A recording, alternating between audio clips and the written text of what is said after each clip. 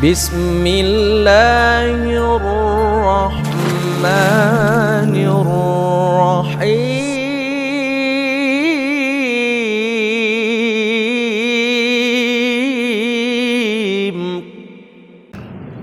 Assalamualaikum warahmatullahi wabarakatuh.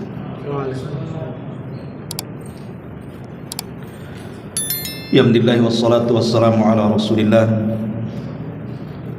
wa ala alihi wa sahbihi wa mawalah wa la hawla wa la quwata illa billahi wa ba'd. Alhamdulillah, segala puja dan puji hanya milik Allah subhanahu wa ta'ala. Salawat dan juga salam kita hadiahkan kepada Rasul kita Nabi besar Muhammad sallallahu alaihi wa ala alihi wasallam.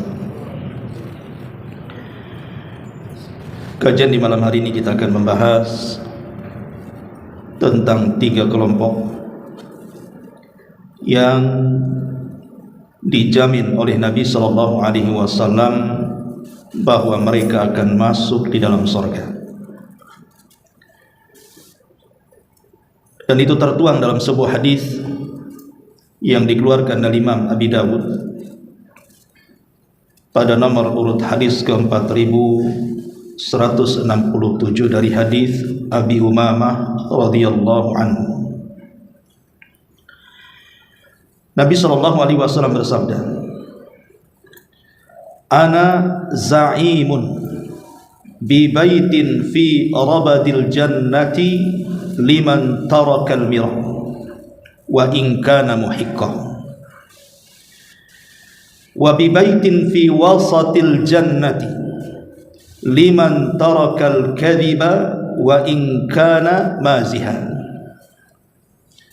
wa bi baitin fi a'lal jannati liman hasuna khuluquhu." Kata Nabi sallallahu alaihi wasallam, aku akan memberikan jaminan satu rumah di tepian sorga bagi seseorang yang meninggalkan perdebatan meskipun dia di atas kebenaran.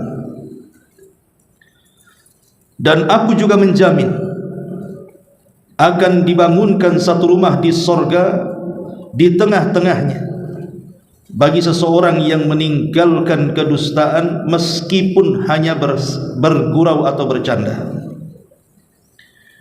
Dan aku juga menjamin satu rumah di sorga yang paling tinggi bagi seseorang yang bisa berakhlak dengan akhlak yang mulia. Inilah 3 kelompok yang disebutkan Nabi SAW, bahwa 3 kelompok ini dijamin akan dibangunkan rumah oleh Allah subhanahu wa ta'ala di sorga atas lisan Rasul. Baik, yang pertama, Nabi mengatakan, ana za'imun bi baitin fi rabadil jannah. Aku akan jamin dibangunkan satu rumah di tepian sorga bagi siapa? Liman taraka al-mira wa in kana muhiqqan. Bagi orang yang meninggalkan mira, artinya perdebatan, walaupun dia di atas kebenaran. Apa maknanya? Ma'asyiral muslimin yang dimuliakan Allah subhanahu wa ta'ala, kita tahu bahwa perdebatan dalam Islam itu sangat tercela. Berdebat dalam Islam itu hukumnya tercela. Dan yang dimaksud perdebatan dalam Islam di sini artinya al-mira, ada mira, ada jidal. Harus dibedakan kalau mira dengan jidal itu. Kalau mira, berdebat memang bukan untuk mencari sebuah kebenaran. Kalau jidal terkadang mencari kebenaran, terkadang tidak. Kenapa demikian? Kalau seandainya ada orang yang berdebat di halayak orang ramai, saya akan contohkan satu kisah. Ada seorang ulama bahasa namanya Sibawayh. Itu pernah berdebat dengan Al-Imam Al-Kisai. Itu dua-duanya ulama nahwu, ulama bahasa. Ma'ruf kalau kita belajar ilmu nahwu, selalu 2 ulama itu disebut-sebut, Al-Imam As-Sibawayh dan Al-Imam Al-Kisai. jadi berdebat di halayak orang ramai. Qadarullah, As-Sibawayh mampu mengalahkan Al-Kisai dengan hujahnya. Setelah terjadi perdebatan ini, maka Imam Al-Kisai pun kemudian berusaha keluar dari kerumunan orang yang menyaksikan debat itu dengan sembunyi-sembunyi karena malu. Karena malu dia kalah dalam perdebatan. Makanya dia menutup wajahnya, kemudian keluar dengan perasaan sakit hatinya. Dari sini kita tahu bahwa gambaran perdebatan Sibawayh dan Kisai ini, kalau orang kemudian melakukan perdebatan di halayak orang ramai dan orang itu bisa mengalahkan, terkadang yang dikalahkan itu merasa kecil hati, terkadang hatinya juga sedih. Lah sesiapa, kata Nabi SAW, yang dia menjaga hatinya, hati lawan debatnya, dia bisa mengalahkannya. Sebenarnya dia mampu mengalahkan dengan mudah, tapi karena ingin menjaga hati saudaranya, dia berpura-pura tidak memiliki hujah yang kuat, supaya kesannya itu ya sama-sama. Mungkin tidak ada kalah atau tidak ada menang, ataupun pura-pura kalah, hanya untuk menjaga hati saudaranya. Maka orang yang mampu melakukan seperti ini, inilah yang dimaksud hadis ini. Allah Subhanahu wa ta'ala akan menjamin satu rumah di sorga bagi yang meninggalkan debat, walaupun dia di atas kebenaran. Makanya dalam sejarah ada orang namanya Abu Ubaidah Al-Qasim ibn Salam. Abu Ubaidah Al-Qasim ibn Salam rahimahullahu ta'ala itu pernah berdebat dengan Imam Syafi'i dalam perkara kalimat quru dalam ayat Al-Quran, wal mutallaqatu yatarabbasna bi anfusihinna thalathata quru. Jadi ada kalimat quru dalam Quran, maknanya, dan wanita-wanita yang diceraikan oleh suaminya, wanita-wanita yang diceraikan oleh suaminya, maka masa tunggunya atau masa iddahnya itu 3 quru. Apa maksud 3 quru di sini? Ada yang mentafsirkan quru di sini maksudnya 3 kali haid, ada yang mengatakan 3 kali suci dari haid. Jadi kalau ada wanita dicerai dan dia masih mengeluarkan darah haid, maka tidak boleh menikah dengan laki-laki lain sampai dia menghabiskan masa qurunya, masa iddahnya, masa tunggunya. Lah ada yang mengatakan masa tunggu itu 3 kali haid wanita ini baru boleh menikah lagi. Tapi ada yang mengatakan bukan haid tetapi bersih daripada haid. Apa bedanya? Bedanya kalau haid berarti semata-mata keluar darah, ketiga kalinya berarti besoknya sudah bisa menikah dia dengan laki-laki lain. Tapi bagi yang mengatakan suci dari haid, tunggu dulu sampai selesai haidnya, setelah suci baru boleh menikah lagi. Itulah makna quru. Jadi Imam Syafi'i ini dia berpendapat bahwa masa tunggu haid itu, masa tunggu wanita yang ditalak ataupun masa iddah itu 3 kali haid. Itu pendapat Imam Syafi'i. Tapi pendapat Abu Ubaidah Al-Qasim ibn Salam ini, sama-sama ulama di zamannya, pakar fikih ini, dia berpendapat lain bahwa quru di situ bersih dari haid. Terjadilah perdebatan hebat antara Imam Syafi'i dengan Abu Ubaidah Al-Qasim ibn Salam ini. Tetapi kemudian setelah melakukan perdebatan, selesai berdebat, tiba-tiba Imam Syafi'i mengatakan, sungguh aku takjub dengan pendapatmu, dan aku mengakui kekalahan debatku, dan sekarang aku berpendapat bahwa quru dalam ayat itu artinya suci dari haid, sesuai dengan pendapatmu. Tetapi sebaliknya Abu Ubaidah Al-Qasim bin Salam mengatakan, ya Syafi'i, sungguh aku yang kalah, dan aku lebih cenderung kepada pendapat yang engkau berikan bahwa quru di situ artinya haid. Coba bayangkan, setelah selesai berdebat malah Imam Syafi'i mengikuti pendapat Abu Ubaidah Al-Qasim bin Salam, tetapi Abu Ubaidah Al-Qasim bin Salam justru mengambil pendapat Imam Syafi'i. Tukar-tukaran pendapat jadinya kan. Lah kalau debat seperti ini kan enak. Makanya para ulama salaf dulu, kalau mereka ingin berdebat itu, maka selalunya mereka melaksanakan 2 rakaat sunnah, berwudu, kemudian melakukan 2 rakaat sunnah wudu, kemudian berdoa kepada Allah. Apa doa para ulama dulu? Mereka berdoa kepada Allah Subhanahu wa taala kalau hendak berdebat itu, mereka menghendaki bahwa yang menang itu lawan debatnya. Mereka meminta kepada Allah agar yang menang itu lawan debatnya supaya dapat faedah. Sebab kalau seandainya yang menang kita yang mendebat, kita nggak dapat faedah, nggak dapat ilmu. Itulah yang diprinsipkan oleh Imam Syafi'i rahimahullahu taala, bahwa kalau dia hendak berdebat, dia meminta kepada Allah kebenaran itu ada pada lisan lawan debatnya. Kalau ini akhlak ada pada diri kita, tidak mungkin perdebatan itu melahirkan permusuhan dan kedengkian. Karena perdebatan itu melahirkan kebencian dan juga kedengkian, bahkan permusuhan itu, karena masing-masing mempertahankan ego dan kebenarannya menurut dia, walaupun sudah kalah, jelas-jelas kalah, karena dia tidak menghendaki kebenaran, makanya dia tidak mengakui kebenaran yang ada pada orang lain. Bahkan yang lebih parah lagi, kalau habis berdebat kemudian lawan debatnya tidak menerima pendapatnya, apa kata dia? Dasar kamu tidak mau kebenaran gitu. Lah kok bisa dia mengatakan seperti itu? Kamu tidak mau kebenaran, buktinya kau menolak pendapatmu katanya. Itu memaksakan pendapat dia dikonsumsi orang namanya kan. Tidak boleh dalam berdebat seperti itu. Bahkan kalau seandainya ada kemenangan dalam perdebatan, dia bangga. Tuh kan apa kata saya? Yang benar itu saya katanya. Bukan itu tujuan berdebat itu. Tujuan berdebat adalah masing-masing mencari kebenaran, bukan pembenaran. Ma'asyiral muslimin yang dimuliakan Allah Subhanahu wa taala, karena dampak debat ini banyak.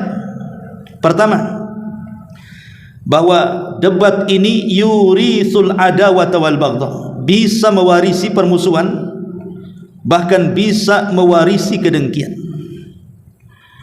Bahkan terkadang orang yang berdebat ini kalau dia kalah mengucapkan kalimat-kalimat yang tidak layak diucapkan. Makanya hindari perdebatan. Karena sekarang ini musim medsos, terkadang seseorang berdebat di kolom komentar atau antar grup dan begitu seterusnya. Ketika kemudian saling serang, ada orang-orang yang mengucapkan kalimat-kalimat yang menunjukkan dia bukan sedang mencari hidayah atau kebenaran, justru sedang melecehkan dan menghina orang lawan debatnya. Dan itu paling banyak. Dan ini bahaya kalau sudah seperti ini kan, akhirnya melahirkan permusuhan dan juga kebencian. Yang kedua, debat ini menyebabkan haramnya ilmu.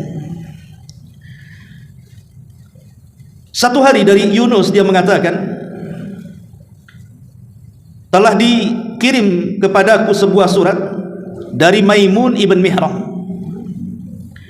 Isi suratnya, iyyaka wal khusumata wal jidal. Hati-hati engkau, hindari perdebatan dan hindari jidal. Kenapa? Wala tujadilna aliman wala jahilan. Jangan kau berdebat baik melawan orang yang alim ataupun orang jahil. Kenapa demikian? Ammal alim fa innahu yahzan anka ilmu wala yubali ma sanata. Wa ammal jahil fa innahu yahshan bi sadrika wala yuti'u. Karena kalau lawan debatmu seorang alim, boleh jadi kemudian engkau bisa mengalahkannya, maka sama saja engkau sudah membuat sedih hatinya, sudah merusak hatinya, dan dia tidak peduli apa yang kau lakukan. Tetapi orang jahil pasti dia akan mengeyel dan tidak akan mengikuti apapun yang kau katakan. Makanya kata Imam Syafi'i, aku tidak pernah kalah kalau berdebat dengan orang alim, tapi aku kalah kalau berdebat dengan orang jahil. Karena orang jahil itu ngeyelan. Debat sama orang jahil itu ngeyel, nggak dapat kebenaran.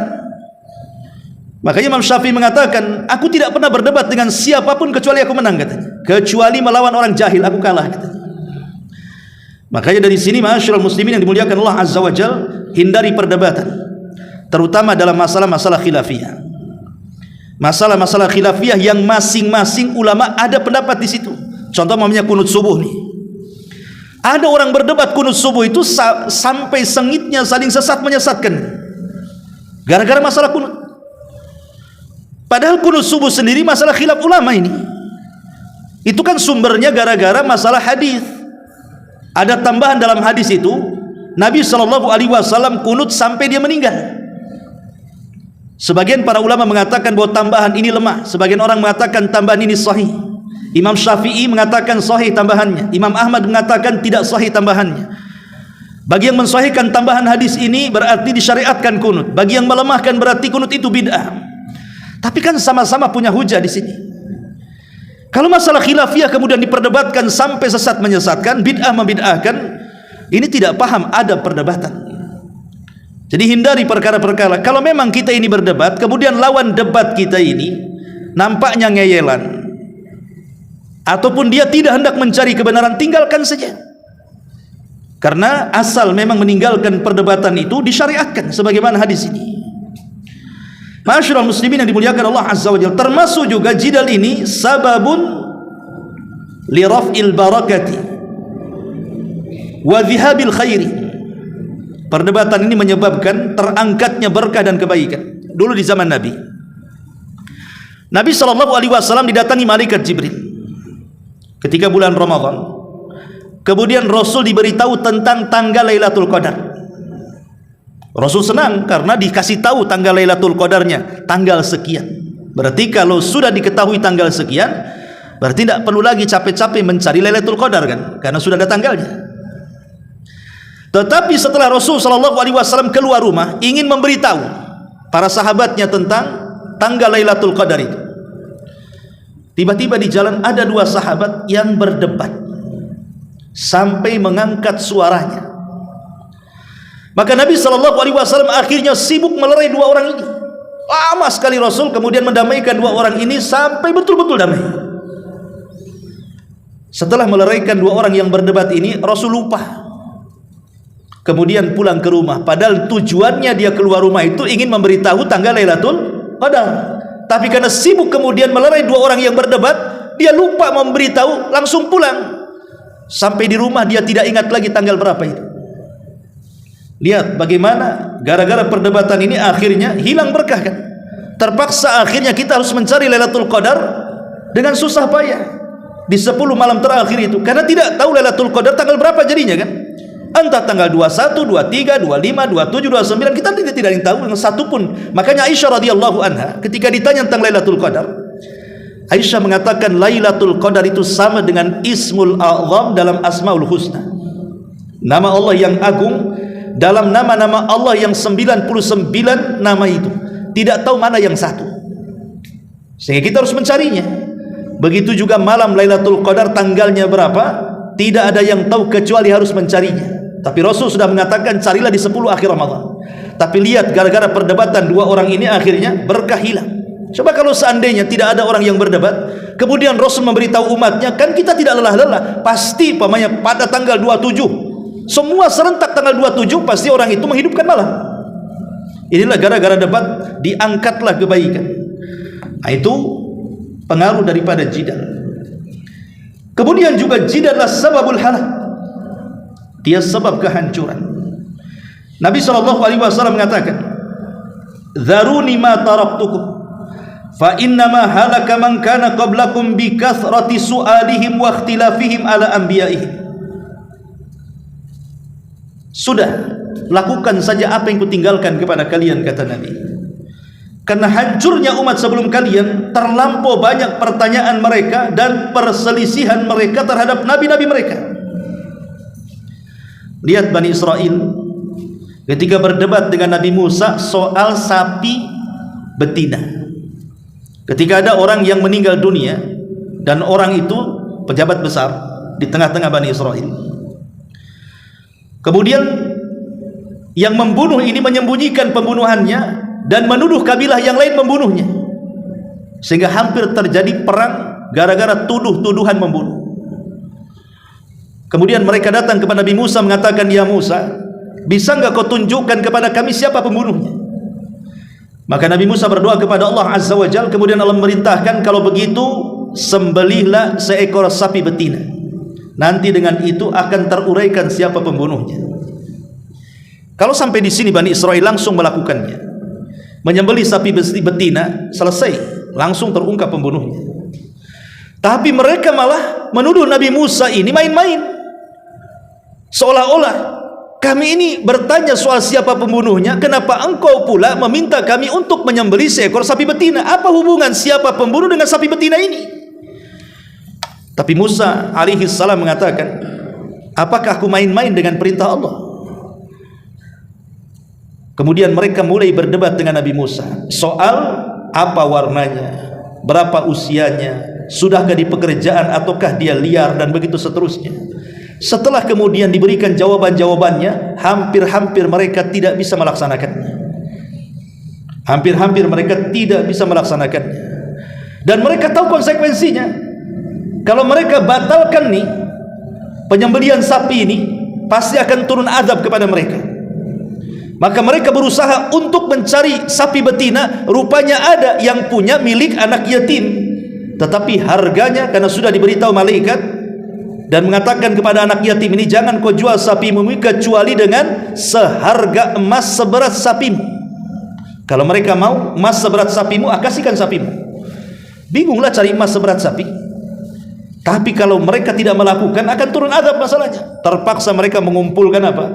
Emas-emas dari kalung, gelang, anting istri-istri mereka, anak-anak gadis mereka, kemudian dikumpulkan jadi satu. Nyusahkan diri sendiri. Nah, inilah kenapa kemudian jidal ini menyebabkan kehancuran. Bahkan yang lebih daripada itu, jidal ini juga menyebabkan seseorang masuk neraka. Nabi SAW mengatakan, man talabal ilma liyujariya bihil ulama aw liyumariya bihis sufaha wa yasrifa bihi wujuhan nas ilaihi adkhalahu Allahun nar. Siapa yang mencari ilmu dalam rangka mendebat para ulama atau berjidal dengan orang-orang jahil supaya dia punya wajah di tengah-tengah manusia, punya kemuliaan di tengah-tengah manusia, kecuali Allah akan masukkan dia ke neraka. Artinya talabul ilminya percuma, karena tujuannya bukan untuk lillah, tapi hanya untuk berdebat dan berdebat. Ma'asyiral muslimin yang dimuliakan Allah Azza wa Jalla, ini yang pertama. Kemudian yang kedua, Nabi SAW mengatakan, wa bi baitin fi wasatil jannati liman tarakal kadhiba wa in kana masiha.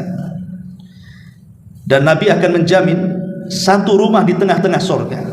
Syaratnya meninggalkan dusta walaupun hanya bersendau gurau belaka.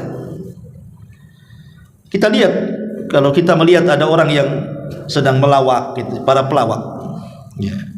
Terkadang mereka supaya manusia tertawa, terkadang mereka membuat cerita-cerita lucu kan?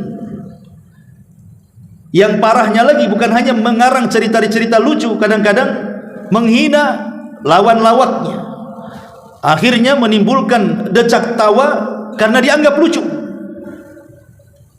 Ma'asyiral muslimin yang dimuliakan Allah Subhanahu wa taala, tidak boleh bercanda kalau di dalamnya ada dusta.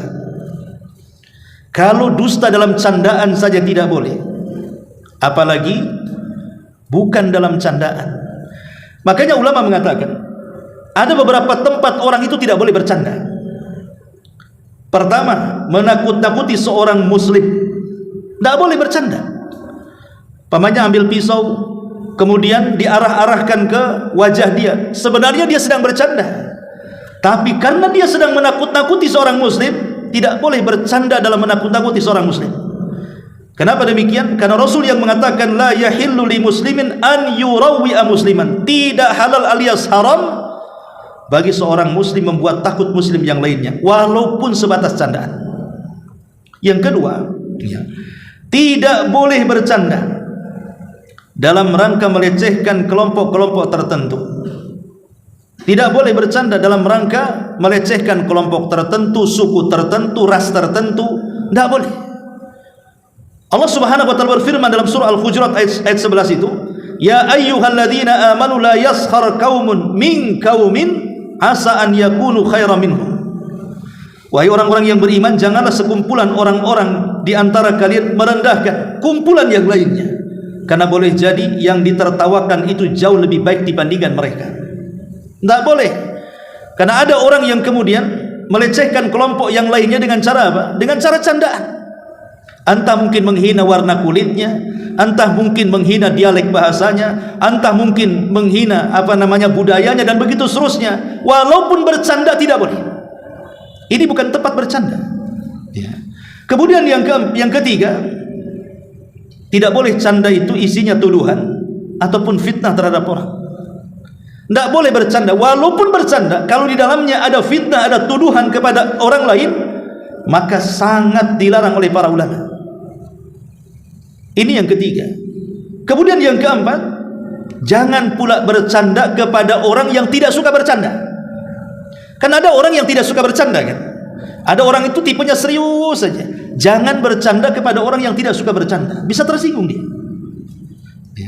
Kemudian juga jangan bercanda dalam perkara-perkara serius, di pengadilan, di persidangan. Tidak boleh seseorang saksi bercanda dengan hakim di situ. Ini serius, sedang memutuskan sebuah perkara. Ataupun di majelis-majelis penguasa, di majelis-majelis ilmu.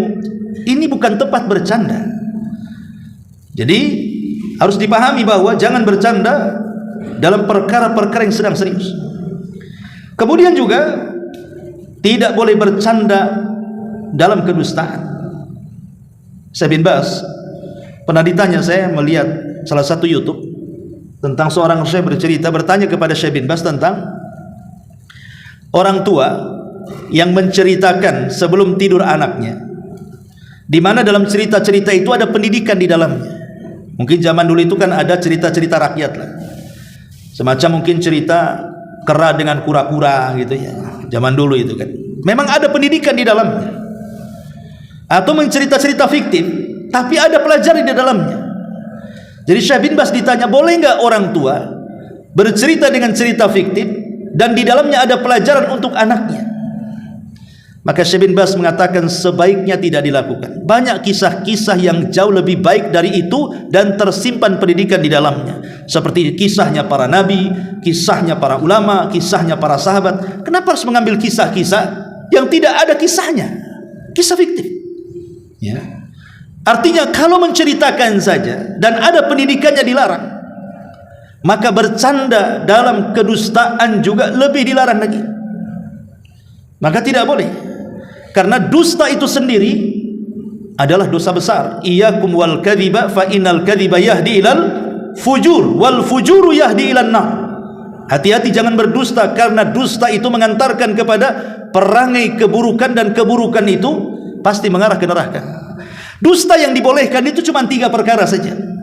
Pertama, dalam rangka islah. Ada 2 orang yang bertengkar, kemudian kita hendak mengislah keduanya, terpaksa harus berdusta. Itu dibolehkan karena tujuannya mengislah. Yang kedua, berdusta untuk menjaga darah seorang muslim. Antum punya tetangga, satu muslim satu kafir. Tetangga yang kafir mau membunuh tetangga yang muslim, antum sembunyikan di rumah. Kemudian antum katakan tidak ada di sini dia. Berdusta, tapi boleh karena ingin menjaga nyawanya orang muslim. Atau berdusta dalam keluarga. Suami berdusta soal makanan, bilang enak padahal tak enak. Suami bicara soal pakaian, tak bagus dibilang bagus, tidak cantik dibilang cantik, hanya untuk keharmonisan keluarga, dibolehkan. Tetapi candaan dusta-dusta yang lainnya, walaupun bercanda, tetap tidak boleh. Kenapa? Karena ada hadis Nabi mengatakan, wailun lilladzi yuhaddits fayakdzib liyudhika bihil qaum wailun lahum wa wailun lahum. Celaka seseorang yang berbicara dusta untuk membuat orang tertawa. Celaka dia dan celaka dia. Ini yang kedua. Kemudian yang ketiga, Nabi SAW mengatakan, wa bibaitin fi a'lal jannati liman hassana khuluquhu. Dan aku jamin, kata Rasul, Allah akan bangunkan satu rumah di tempat yang paling tinggi di sorga. Bagi siapa? Bagi orang-orang yang memperbaiki akhlaknya. Yang dimaksud khuluq, khuluq itu artinya akhlak yang dilatih. Kan akhlak itu ada 2 ya. Memang ada akhlak bawaan. Dari kecil memang dia punya akhlak, karakternya seperti itu. Maka ini bukan akhlak, memang tabiat masuknya. Tapi yang dimaksud akhlak di sini dalam hadis ini artinya akhlak yang memang dilatih dan dibiasakan. Itu maksudnya. Jadi akhlak yang dilatih dan dibiasakan, bukan tabiat dari kecil, bukan. Akhlak yang dilatih. Seperti umpamanya orang yang biasa ngomong kasar, dilatih dia mulai meninggalkan sedikit-sedikit tuh mulai halus, mulai santun, dibiasakan. Ya. Jadi orang-orang yang kemudian biasa menghina orang, mulai dia menghormati orang, atau tak biasa dia mengucapkan terima kasih, akhirnya dia berusaha untuk berterima kasih. Jadi terus dilatih sama dia. Itu disebut akhlak namanya. Jadi kalimat khuluq itu artinya akhlak yang dibiasakan dan dilatih.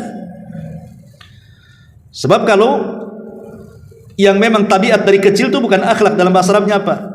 Khimun atau apa tuh namanya. Itu memang sudah tabiat dari kecil ya. Tapi maksudnya akhlak di sini artinya sesuatu kebiasaan baik yang dilatih akhirnya menjadi orang baik. Ma'asyiral muslimin yang dimuliakan Allah Subhanahu wa taala, kenapa kemudian Nabi sallallahu alaihi wasallam menutup dengan akhlak? Dan Allah Subhanahu wa taala membuatkan rumah paling tinggi. Kalau pertama kan di pinggiran sorga, bagi orang yang meninggalkan debat walaupun dia di atas kebenaran. Yang kedua mulai di tengah sorga, bagi orang yang meninggalkan dusta walaupun dia bercanda. Baru yang terakhir dibuatkan rumah paling tinggi di sorga bagi yang memperbaiki akhlaknya. Kenapa kemudian Rasul menutup dengan akhlak di sini? Di mana akhlak itulah yang kemudian menjadikan titik paling tinggi di sorga bagi orang-orang yang masuk dalam sorga. Karena kebanyakan orang masuk neraka itu lisannya. Kebanyakan orang masuk neraka itu karena lisan. Makanya kenapa berdebat itu amalan lisan, dusta itu amalan lisan, kemudian ditutup dengan akhlak. Sebab kalau orang tidak berakhlak, maka lisannya itu tidak akan berakhlak. Dan ketika kemudian lisannya tidak berakhlak, Rasul mengatakan kepada Mu'adz bin Jabal radhiyallahu an, "Thaqilatka umuka ya Mu'adz." Celaka engkau wahai Mu'adz. "Wa hal yakubbun nas fi nari jahannam illa hasaidu alsinatihim." Bukankah kebanyakan orang masuk dalam jahanam itu akibat lisan-lisan mereka? Shadaqa Rasulullah. Ya, memang sangat benar ucapan Rasul. Lihat dosa-dosa lisan itu. Dari ghibah, itu dosa lisan. Namimah, itu dosa lisan. Menghina, melaknat, itu dosa lisan. Lah, dosa-dosa lisan ini membahayakan. Membahayakan para pelakunya. Bahkan bisa menggugurkan amalan-amalan sunnah yang sudah kita kerjakan.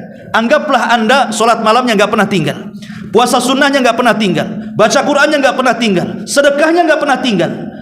Tapi kalau lisannya tidak baik, itu sholat sunnah, puasa sunnah, sedekah sunnah, baca Quran dan begitu seterusnya, itu bisa gugur, nggak dapat pahala. Mana dalilnya? Abu Hurairah radhiyallahu anhu menceritakan sebuah hadis yang dikeluarkan Imam Bukhari di dalam Adabil Mufrad. Ada seseorang bertanya kepada Nabi sallallahu alaihi wasallam, "Ya Rasulullah, inna fulanatan taqumul laila wa tasumun nahar wa tasaddaqat bi fuduli amwaliha wa taf'al walakin tu'dhi jiranaha bilisaniha." Rasul, ada seorang ibu-ibu, seorang wanita, kalau malam tidak pernah tinggal salat malam, kalau siang tidak pernah puasa, tidak pernah tinggal puasa sunnah, dan tempat-tempat yang dihajatkan untuk disedekahkan maka dia sedekahkan hartanya di situ. Dan dia pun banyak melakukan kebaikan ini dan itu. Tapi penyakitnya satu, wahai Rasul, lisannya membuat tidak aman tetangganya. Selalu menyakiti tetangganya. Coba di antara kita, siapa yang rajin sholat malam? Siapa di antara kalian yang rajin sholat malam atau puasa sunnah? Senin Kamis lah, kalaupun tidak puasa Daud. Atau yang rajin setiap hari baca Quran. Atau yang rajin bersedekah ke sana kemari kan? Tidak ada. Tapi wanita ini sempurna, sholat malamnya iya, puasa sunnahnya iya, baca Qur'annya sedekahnya oke, berbuat kebaikannya banyak, tetapi penyakitnya satu, lisannya tidak bisa dijaga kepada tetangganya. Apa kata Rasul? Kata Nabi SAW, "La khaira fiha hiya min ahlin nar." Wanita itu tidak ada kebaikannya, kata Rasul. Bahkan wanita itu layak masuk neraka. Lalu buat apa puasanya? Buat apa sholatnya? Buat apa sedekahnya? Buat apa baca Qur'annya? Kalau harus hangus gara-gara dosa lisannya. Makanya dosa lisan ini luar biasa. Di zaman Nabi SAW ada dua orang bertengkar soal nasab. Yang satu mengatakan, "Tahu nggak kamu siapa saya?" katanya. "Tahu nggak kamu siapa saya?" Dengan sombongnya dia mengatakan, Kata kawannya, emang siapa kamu? Dia mengatakan, ana fulan, ibn fulan, ibn fulan, ibn fulan, ibn fulan. 9 kakeknya disebut dengan bangganya. Karena kakek-kakeknya itu orang-orang hebat menurut dia. Setelah dia menyebutkan, karena ingat orang Arab itu kan berbangga dengan nasab biasa, makanya mereka itu paling hafal nama-nama kakek mereka itu. Dari mulai kakek pertama, kedua, ketiga, keempat, mereka hafal. Silsilah mereka itu sampai di mana mereka hafal. Kita ini nggak hafal. Kakek kedua saja kita tidak tahu siapa nama kakek kedua kita. Kita hafalnya ya orang tua sama bapaknya orang tua. Nah, kalau bapak-bapaknya orang tua, bingung tuh namanya tuh. Karena kita tidak pernah berbangga dengan nasab. Kecuali dari darah keraton gitu ya, yang ada darah-darah birunya. Tapi di Arab itu mereka berbangga dengan nasab. Sehingga kemudian saking bangganya dengan nasab, dia sebutkan 9 kakeknya ke atas, mulai dia menghina kawannya dan mengatakan, amma anta fala ummalak, katanya. Adapun engkau, saya yakin tidak punya nasab sebaik aku, katanya. Dengan sombongnya dia. Maka lawannya ketika hendak menyebutkan nasab dengan malu-malunya karena kakeknya tidak sehebat kakek kawannya, ketika hendak mengatakan saya fulan ibn fulan, datang Nabi datang di situ. Kemudian Nabi SAW menghentikan, jangan kalian berdebat soal nasab. Kemudian Rasul menceritakan tentang kisah 2 orang di zaman Bani Israel yang sama-sama cerita tentang nasab. Jadi zaman Bani Israel ada 2 orang yang mengatakan, tahukah kamu siapa saya? Saya fulan bin fulan, fulan bin fulan, fulan bin fulan, sampai 9 kakinya dengan bangga disebutkan. Setelah dia menyebutkan kaki buyutnya, dia menghina kawannya dan mengatakan, amma anta fala ummalaka, adapun engkau, pasti engkau tidak sehebat nasabku, kata. Kemudian orang ini dengan malu-malunya menyebutkan, baik, saya fulan ibn fulan, fulan ibn fulan. Baru menyebut kakek buyut yang ketiga, mau menyebut kakek buyut yang keempat, dia sadar bahwa kakek buyut yang keempat itu bukan muslim, kafir. Dia tidak mau menyebutkannya. Akhirnya dia ulang, ana fulan ibnu fulan, ibnu fulan, ibnu fulan, ibnul Islam. Yang keempatnya diganti Islam, karena yang keempatnya kafir. Jadi dia mengatakan, ana fulan, ibnu fulan, ibnu fulan, ibnul Islam, katanya. Allah takdirkan dua-duanya meninggal. Yang pertama berbangga dengan nasab tanpa peduli apakah kakek buyutnya muslim, kafir, Allah masukkan ke neraka. Tapi yang kedua, yang dia tidak berbangga dengan kakek buyutnya yang kafir, dia hanya berbangga dengan kakek buyutnya yang muslim, Allah masukkan ke surga. Lihat ikhwatu fiddin, muliakan Allah azza wa jalla. Hadis ini sahih ya. Orang ini masuk ke neraka bukan karena zalim, kan? Bukan karena membunuh orang, bukan karena zina, bukan karena menampar, bukan karena mengambil hak orang. Enggak, orang ini masuk neraka gara-gara lisan. Hanya menyebutkan saya anak si fulan, anak si fulan, anak si fulan, masuk neraka. Ini kan dosa lisan namanya. Makanya kenapa Nabi SAW dalam hadis ini menutup dengan akhlak, karena akhlak inilah yang kemudian memperbaiki lisan seseorang. Supaya kita ingin masuk surga dan surga yang paling tinggi, maka berakhlaklah supaya lisan kita tidak suka berdebat dan tidak suka berdusta. Gitu maksudnya. Masyarul muslimin yang dimuliakan Allah azza wa jalla. Adapun keutamaan akhlak sendiri, yang pertama, sabab lidukhulil jannah. Sudah jelas, akhlak itu menyebabkan orang masuk surga berdasarkan hadis yang kita baca. Yang kedua, sababun fi mahabbatillahi li abdi. Akhlak itu sebab mendapatkan kecintaan Allah kepada hambanya ataupun kecintaan hamba kepada hamba yang lain. Terkadang begini ikhwatu fiddin, ada 2 orang ya, yang satu sudah mengaji, masya Allah gitu ya, pakai gamis, cingkrang, berjanggut dan begitu seterusnya. Oh, sunnah-sunnah Nabi oke lah secara lahiriah. Tapi kalau ngomong kadang-kadang tidak terkontrol, masih kasar, masih suka mukul istrinya, masih suka mengasingkan diri karena beda kelompoknya, dia tak mau nyapa, tak mau salam, tak mau ngomong, kan gitu. Ini yang satu tidak pernah ngaji, boleh jadi mungkin sholat pun tidak, ngaji pun tidak, kan gitu. Tapi akhlaknya bagus, senyum, suka bantu, pokoknya muamalahnya bagus. Terkadang di mata manusia, siapa yang disukai? Yang disukai itu yang bagus akhlaknya, walaupun dia tidak ngaji, walaupun tidak sholat, walaupun tidak melakukan ibadah. Itu terkadang ya, itu maksudnya di mata manusia ya. Apalagi kalau seandainya sudah bagus akhlaknya, bagus pula ibadahnya, maka sempurnalah hidupnya. Makanya kenapa Nabi SAW mengatakan, idza ja'akum man tardawna dinahu wa khuluquhu fazawwiju. Kalau ada laki-laki datang melamar putrimu, baik agamanya, baik akhlaknya, nikahkan segera. Sebab kalau tidak, hancur anakmu nanti. Lihat Rasul mengatakan apa? Baik agama dan akhlak. Berarti agama dan akhlak ini tidak bisa dipisahkan. Sebab kalau seandainya hanya bagus agamanya saja tapi tidak bagus akhlaknya, ada kekurangan dalam hidupnya. Ataupun sebaliknya, bagus akhlaknya tapi kurang bagus agamanya, ada kekurangan dalam hidupnya. Tapi kalau bisa menggabungkan agamanya oke, akhlaknya iya, mantap tuh. Berarti dia sempurna kehidupannya. Ma'asyiral muslimin yang dimuliakan Allah Azza wa Jalla, ini yang ketiga. Yang keempat, akhlak ini bisa memberatkan timbangan. Ma min syai'in athqal fil mizani min husnil khuluqi, kata Rasul. Tidak ada sesuatu yang mampu memberatkan timbangan kelak pada hari kiamat melebihi baiknya akhlak. Dan baiknya akhlak itu ada pada 5 tempat. Orang dikatakan baik. Baik akhlak itu ada di 5 tempat. Pertama, kata para ulama, talaqatul wajhi indal liqa. Wajah yang tidak menyeramkan ketika berjumpa dengan saudaranya. Artinya wajah yang menyenangkan, senyum, kata-katanya santun, matanya sayu tidak melotot gitu ya. Kemudian wajahnya juga menghadap kepada orang yang diajak bicara, walaupun yang diajak bicara itu mungkin lebih rendah dibandingkan dia. Itu namanya talaqatul wajhi. Karena Nabi SAW mengatakan, la tahkirana minal ma'rufi syai'an walau an talqa akhaka biwajhin talqin. Jangan remehkan sekecil apapun kebaikan, walaupun hanya berjumpa dengan temanmu, dengan saudaramu, dengan wajah yang menyenangkan. Yang kedua, thayyibul qawli, lisan yang dijaga sehingga tidak menyayat hati manusia. Karena sering saya katakan ikhwan, terkadang kalau kita ini ngomong kasar sama orangnya, terkadang kita sendiri yang ngomong menyesal. Kenapa tadi saya ngomong begitu? Kenapa saya ngomong kasar sama dia?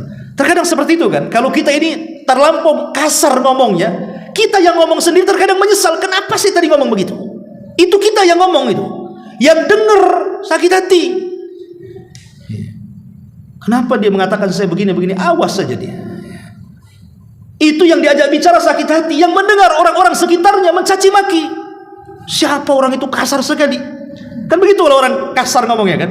Kita yang ngomong menyesal, yang diajak ngomong juga sakit hati, orang-orang di sekitar yang melihat pun mengutuk kita. Nah itulah makanya. Tapi coba sebaliknya, kalau kita ini ngomongnya halus, santun, bagus, yang ngomong saja senang karena kita tidak ada beban menyakiti orang. Yang diajak ngomong hatinya juga lembut, senang, pengen bicara dengan dia lagi, pengen ngobrol dengan dia lagi. Orang-orang di sekitarnya pun muji, Masya Allah, orang itu santun kali. Nah ini makanya ini bagian daripada akhlak thayyibatul qaul namanya ya. Nabi SAW mengatakan wal kalimatu thayyibatu shadaqatun. Kalimat yang baik itu bagian daripada sedekah. Yang ketiga, kaful adha. Kaful adha. Artinya kaful adha di sini jangan sampai mendatangkan madarat kepada orang lain. Jangan sampai mendatangkan keburukan kepada orang. Naruh sampah, ya memang betul sampah itu depan rumah kita, tapi itu sampah basah, baunya ke tetangga ya. Lah ini kan masalah kan. Apalagi kalau sampahnya jelas-jelas diletakkan depan rumah tetangga pula kan, itu kurang ajar namanya. Yang jelas-jelas saja kita letakkan di depan rumah kita, tapi kalau baunya ke tetangga, itu sama nggak punya akhlak namanya. Atau naruh motor asal-asalan gitu ya, parkir depan rumah tetangga. Atau punya pohon mangga di depan rumah, giliran panen kita yang ambil buahnya, giliran nyapu tetangganya yang nyapu bersih tuh daunnya. Ini kan masalah ya, ya. Nah ini contoh-contoh. Maka akhlak itu jangan sampai membawa madarat kepada orang lain. La dharara wa la dirar. Baik dengan lisan kita atau dengan perbuatan kita. Al muslimu man salimal muslimuna min lisanihi wa yadihi. Seorang muslim itu kalau muslim lainnya selamat dengan lisan dan tangannya. Yang keempat, tahammul adza an-nasi. Maafkan ya, jangan membalas. Kalau disakiti manusia jangan membalas sebisa mungkin ya. Pamannya ada saudara kita menyakiti kita dengan lisannya. Kalau kita balas lisan dengan lisan, maka tidak bisa dibedakan mana yang berakal, mana yang gila. Supaya dibedakan sama-sama, oh dia tidak berakal, saya jangan sampai dia tidak berakal. Supaya terbedakan mana yang baik, mana yang buruk. Sabar. Idfa billati hiya ahsan. Kalau bisa balas dengan sesuatu yang jauh lebih baik lagi. Kalau kita bisa melakukan seperti ini, berarti kita berakhlak. Makanya ada istilah para ulama, apapun yang diucapkan manusia itu jangan dipedulikan. Karena hakikatnya orang yang sedang marah dengan ucapan yang kasar kepada kita, dalam hatinya ada bara api yang sedang diluapkan.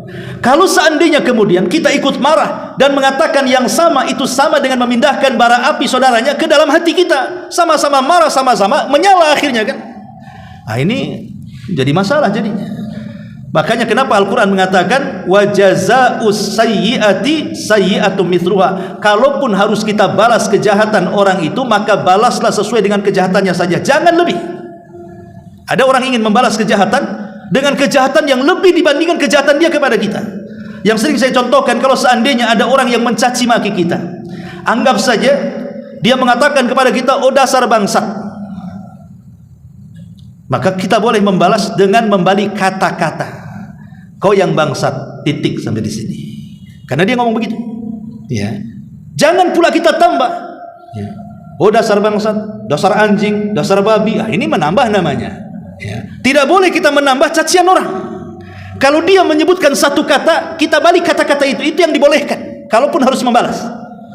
Karena Allah yang mengatakan wa jazaa'us sayyi'ati sayyi'atu mithluha, kan itu.